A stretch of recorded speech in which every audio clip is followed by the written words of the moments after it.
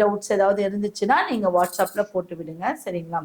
அடுத்து சுக்கிரனுடைய தசை.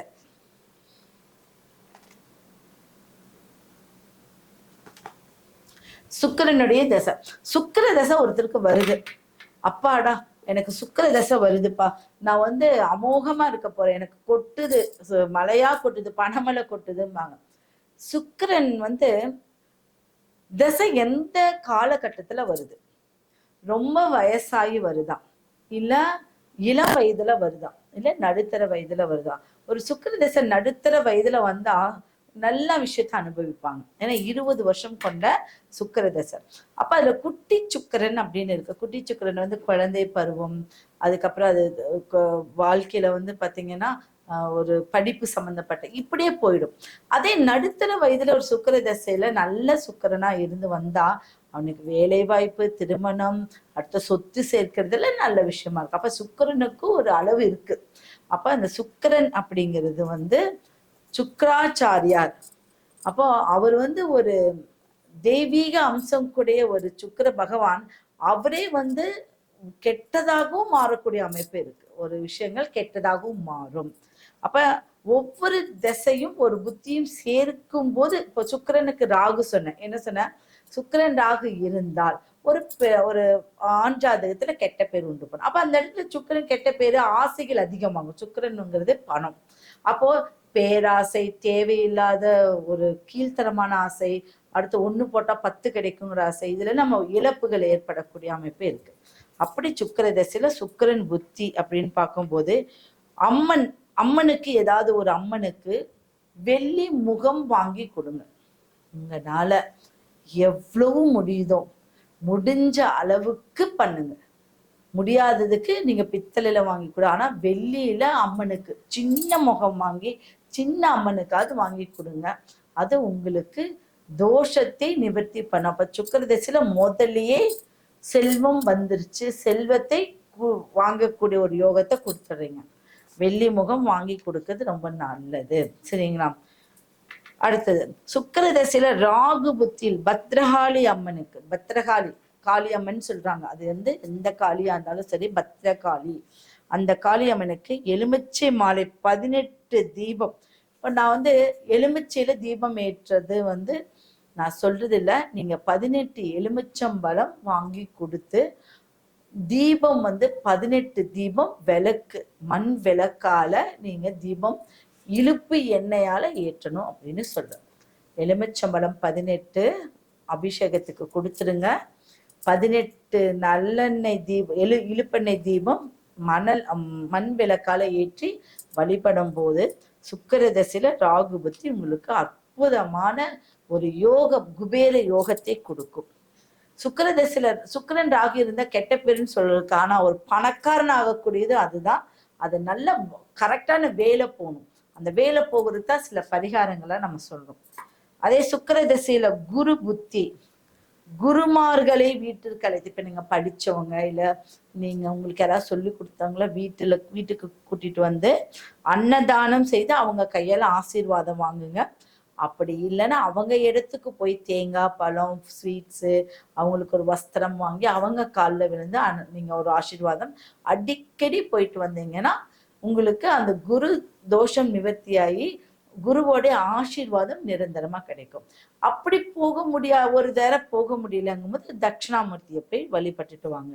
சுக்கிர தசையில சனியோடைய புத்தியில என்ன பண்ணணும் அப்படின்னா, எள்ளுருண்டை 19 பேருக்கு கொடுங்க. எள்ளுருண்டை வந்து 19 பேருக்கு தானமா கொடுங்க. அதுக்கு மேல கொடுக்க வேண்டாம்.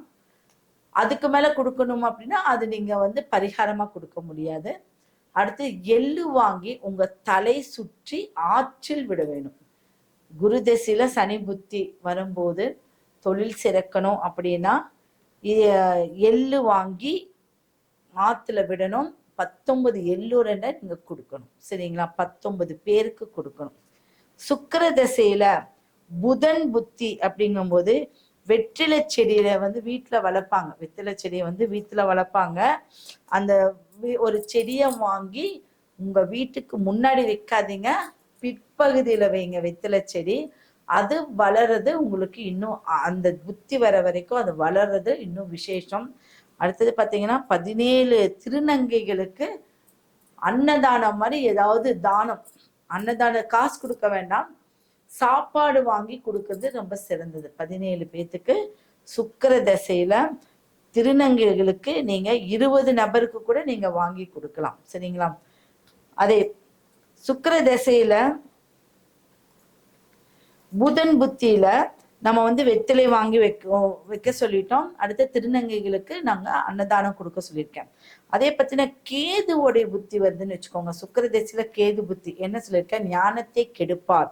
அப்போ அவருக்கு அரச மரம் வேப்ப மரம் உள்ள மரத்தடியில இருக்கக்கூடிய அரச மர விநாயகரோ இல்ல வேப்ப மர விநாயகரோ இல்ல ஆலமரத்து விநாயகரோ ஏதோ ஒரு மரத்தடி விநாயகரை 7 முறை தினந்தோறும் சுத்திவாங்க. முடிஞ்ச வரைக்கும் போங்க.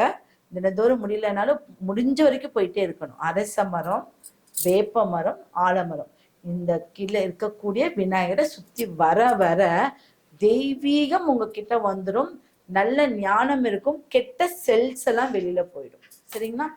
அதே சுக்கிர தசையில செவ்வாய் புத்தி அப்படிங்கும் போது சஷ்டி விரதம் இருப்பாங்க. நிறைய பேர் சஷ்டி விரதம் இருக்கீங்க. அதே சஷ்டி விரதம் கேதுவோடைய புத்தியில, செவ்வாயோடைய புத்தியில இருங்க. வாழைத்தண்டு, முருகனுக்கு வந்து வாழைத்தண்டு, அந்த வாழை இலையில வாழைத்தண்டு பொரியல் செய்து ஒரு வெண்பொங்கல் வைத்து படையல் பண்ணி வாரத்துக்கு ஒரு முறை சஷ்டி விரதம் இருங்க. அப்போ மாசத்துல இது நீங்க இப்போ வந்து வாழை இலையில வாழைத்தண்டு இதெல்லாம் வச்சு வாழைப்பூ, வாழைத்தண்டு, அந்த வாழையால என்னென்ன உங்களால வைக்க முடியுமோ அதெல்லாம் செஞ்சு ஒரு வெண்பொங்கல் செய்து சஷ்டி திதி அன்னைக்கு இந்த பரிகாரத்தை பண்ணுங்க. வாரமானா வாரம் என்ன பண்ணுன்னா முருகன் ஒரு மந்திரம், முருகன் கோயிலுக்கு போயிட்டு வர்றது இன்னும் சிறப்பான விஷயம். அப்ப இந்த சுக்கிர தசையில நல்ல விஷயம், நிறைய பரிகாரங்கள் வித்தியாசமா இருக்கு இல்லையா? அப்ப இந்த சுக்கிரன் என்னன்னா பெரும் பணம்னு சொல்லுவாங்க. சிறு பணம் பெரும் பணம்னு சொல்லுவாங்க. அப்ப சுக்கிரனும் பெரும் பணம் தான். எல்லாரும் சொல்லுவாங்க சிறு பணம் கிடையாது. அப்போ இந்த சுக்கிரன் வந்து ஒரு ஜாதகத்துல நல்ல வலிமையா இருந்துச்சு அப்படின்னா கௌரவம், மதிப்பு, மரியாதை, ஆடம்பரம், பட்டம், பதவி எல்லாமே கிடைக்கும். ஓகேவா? நம்ம சுக்கிரன்ல வந்து முடிச்சிட்டோம். அடுத்தது சுக்கிர தசையில சூரியனுடைய புத்தி. இந்த சுக்கிர தசையில சூரியனுடைய புத்தி அப்படிங்கும் போது சிவ அங்க போனீங்கன்னா சிவன் கோயில நிறைய அர்ச்சகர் இருப்பாங்க. அந்த அர்ச்சகரை பார்த்து சில வஸ்திர தானம், ஒரு 9 வேட்டி 7 வேட்டி அப்படி வஸ்திரத்தை வாங்கி அந்த வஸ்திரத்தை நீங்க தானம் பண்ணிட்டு வரும்போது ஐயர்களுக்கு கொடுக்கறது தோஷம் குறையும் நம்மளுக்கு. புரியுதுங்களா? அது நம்ம வீட்டுல இருக்கக்கூடிய குழந்தைகளுக்கு நல்ல விஷயங்களை கொடுக்கும். அதே சுக்கிர தசையில சந்திர புத்தி இருக்கும். பௌர்ணமிக்கு குலதெய்வ கோயிலுக்கு வழிபாடு செய்யணும். பௌர்ணமி அன்னைக்கு குலதெய்வ கோயிலுக்கு எங்க இருந்தாலும் ஒரு குலதெய்வ கோயிலுக்கு போயிட்டு வருது பார்த்துக்கோங்க. ரொம்ப தூரமா இருக்குன்னா 3 மாசத்துக்கு ஒரு முறையாவது நீங்க போயிட்டு வாங்க. சரியா? சரி, இப்போ நம்ம வந்து சுக்கிர தசை முடிச்சிருக்கோம். அடுத்து சனி திசை ஸ்டார்ட் ஆகுது.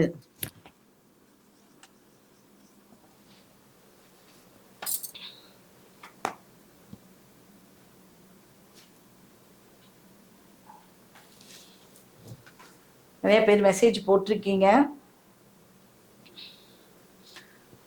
என்னுடைய நம்பருக்கு நீங்க வாட்ஸ்அப் பண்ணணும்னா 9944555797 99943055580.